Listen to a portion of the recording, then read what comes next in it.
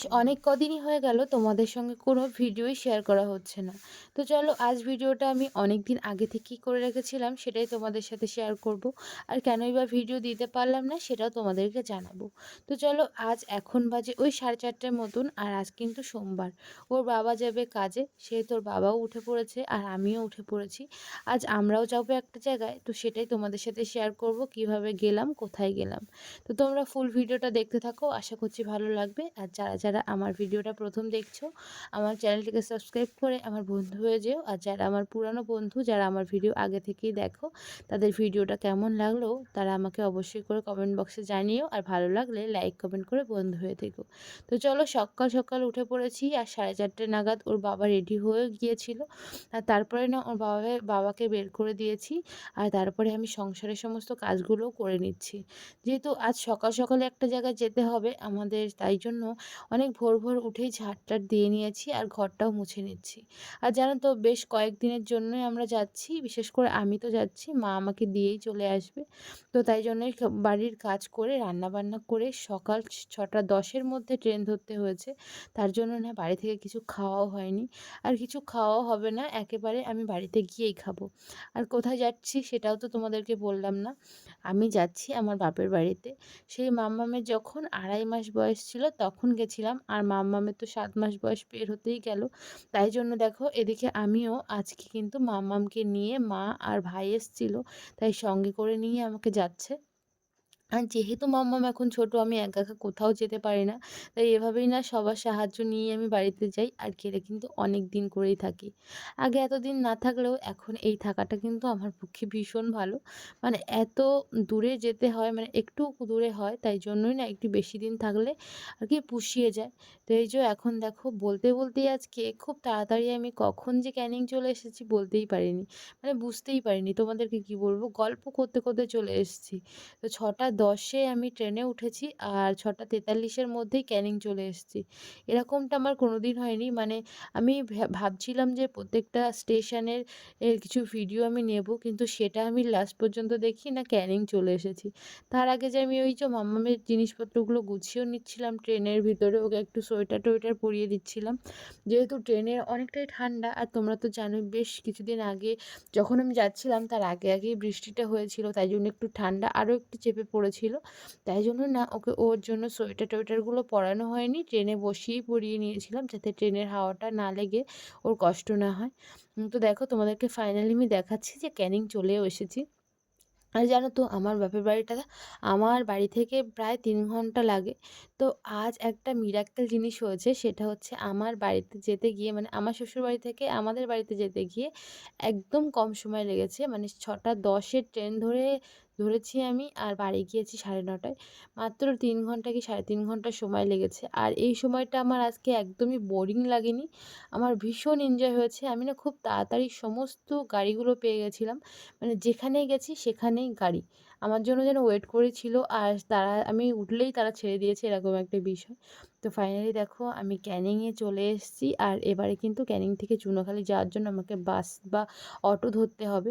তো আজ এরকম একটা ভালো দিন যে আমি ক্যানিংয়ে এসেছি, আর ক্যানিং থেকে নেমে একটুখানি সামনে হেঁটেই বাস পেয়ে গেছি। তো এগুলো না বেশ ভালোই লাগে, আর অনেক দিন পরে বাপের বাড়িতে যাচ্ছি, আর সেই যে আনন্দটা সেটা ধরে রাখার মতো নয়। আর আজকে যখন আমি ভয়েস দিচ্ছি, আজ কিন্তু আমি অনেক দিন পর তোমাদের সঙ্গে ভিডিও ভয়েস দিচ্ছি। কারণটা কি জানো, আমার বাড়িতে ভীষণ নেটের প্রবলেম, কোনো রকমেই আমি কোনো কিছু আপলোড করার মতন নেট থাকে না। তো তাই জন্য আমি কোনো রকমের ভিডিও আমি ওখানে আপলোড করতে পারিনি। তো তাই বাড়ি এসে আমি আবার সেই ভিডিওটাই আপলোড করছি, তো তোমরা কিন্তু অবশ্যই করে দেখো। আর এই যে এসেই আমি বাস পেয়ে গেছিলাম, আর বাসে উঠে পড়েছি।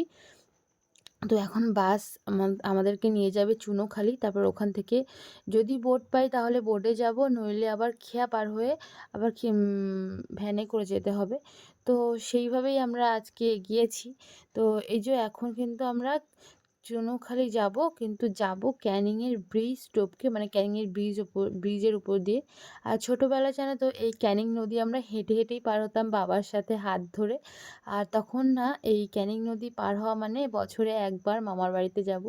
আর তখন আমাদের রিলেটিভ বলতে মামার বাড়ি বারাসাতে ছিল, তো সেখানে আমাদেরকে যেতে হতো। আর বছরে আমরা একবারই যেতাম, সেটা বাবা মা ভাই বোন সবাই মিলে।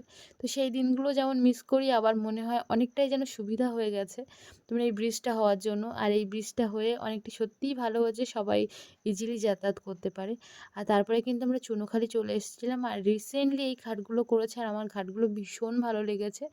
আর এখানে না ভালো মতন মানে খুব স্মুথলি বাইক টাইকগুলো তোলা যায়। আগে যে খেয়াঘাটগুলো ছিল সেগুলো একটু প্রবলেম হতো, কিন্তু এখন আর দেখছি কোনো প্রবলেম হচ্ছে না। সবাই একা একাই নিজের জিনিসটা নিজে ক্যারি করে নামাতে পারছে। আগে লোক লাগতো, সেটা এখন আর লাগছে না। তারপরে আমরা ভ্যানে করে একেবারে চলে এসেছিলাম শম্ভুনগরে, মানে আমাদের ওই পাড়টা দেখতে পাচ্ছ ওটা কচুখালি, ওই পাড়টায় হচ্ছে গৌরাঙ্গ স্কুল আছে রাঙাবেলিয়া। তো ওইখানেই আমাদের এই কচুখালিতে আমাদের বাড়ি। তো আমরা এই খেয়া পার হয়ে তারপরে ওই বাড়িতে যাব। ওই পারে গেলে আমাদের বাড়ি আছে। তো সেখানে গিয়েও আবার আমাদেরকে কিন্তু একটা ভ্যান করতে হবে। আর আজকের নদীর জল এতটাই শান্ত ছিল, আর এতটা পরিষ্কার ছিল, পা দিলেও পা দেখা যাচ্ছিল। নদীর জল এত শান্ত আর পরিষ্কার সচরাচর কিন্তু দেখা যায় না। আর তারপরেই আমরা এই পারে এসেছি। আর আজ ছিল সোমবার, তো সকাল সকালই দেখলাম বাজার বসে গিয়েছে হাটখোলায়, মানে কচুখালির একটা জায়গা হাটখোলা, তো এখানে বাজার বসে। আর তারপরে এটা আমরা একটা ভ্যান বুক করেছিলাম, তো সেটা করে আমরা বাড়িতে যাব। আর আমাদের বাড়িটা একটু ভিতরে, মেন রোডেরই গায়ে, কিন্তু মেন রোডটা অন্যদিকে চলে গেছে আর আমাদের বাড়িটা আরেকটু অন্য মেন রোডে গেছে। তো এই যে ফাইনালি কিন্তু আমরা বাড়িতে চলে এসেছি। অনেক অনেক অপেক্ষার পরে বাড়িতে আসতে পেরেছি। আর আমি তো এসে আমার ভীষণ ভালো লেগেছে, কারণ হচ্ছে আমার বাড়ির সবাই আমাদের জন্য ওয়েট করেছে, রয়েছে রাস্তায়। বিশেষ করে কাকা মা বোন কাকিমা জেঠু সবাই আমার জন্য না হোক আমার মামুনের জন্য বসে রয়েছে, কখন তাকে দেখবে আর কোলে নেবে। এদিকে ভ্যান কাকু তো আমাদেরকে একটু আগিয়ে নিয়ে চলে গেছিলো তাড়াতাড়ি করে। কাকা কিন্তু মাম্মামকেই কোলে নিয়েছিল। তো তারপরে বাড়িতে চলে এসেছিলাম, আর মা রান্না করেই রেখেছিল। আর সেই জন্যই কিন্তু আমরা এসে আগে একটু খেয়ে দিয়ে রেস্ট নিয়েছিলাম, আর তারপরে মাঠে চলে গেছিলাম। আর তোমাদের কার কার এরকম গ্রামের এইরকম একদম নিস্তব্ধ এলাকা, মানে খুব শান্ত, ও শুধু এই ঘাস মাটি সমস্ত কিছু, মানে একদম গ্রামীণ, কাদের কাদের ভালো লাগে জানিও। আমার তো ভীষণ ভালো লাগে। আর আমি কিন্তু সত্যিই একটা গ্রামের মেয়ে। আমি এখানেই বড় হয়েছি, এখানেই আমার কলেজ, এখানে আমার সমস্ত কিছুটাই কেটেছে। শুধুমাত্র বিয়ে হয়েছে আর কাজের সূত্রে আমি কলকাতা শহরে গেছি। আর তারপরে সন্ধ্যাবেলায় ভাই বোন সবাই মিলে একটু তাস খেলেছিলাম। তো এইভাবেই আজকের দিনটা আমরা কাটিয়েছি। তোমাদের কেমন লাগলো তোমরা জানিও। আর ফুল ভিডিও ভালো লাগলে লাইক কমেন্ট করে বন্ধু হয়ে থেকো। থ্যাংক ইউ ফুল ভিডিও দেখার জন্য।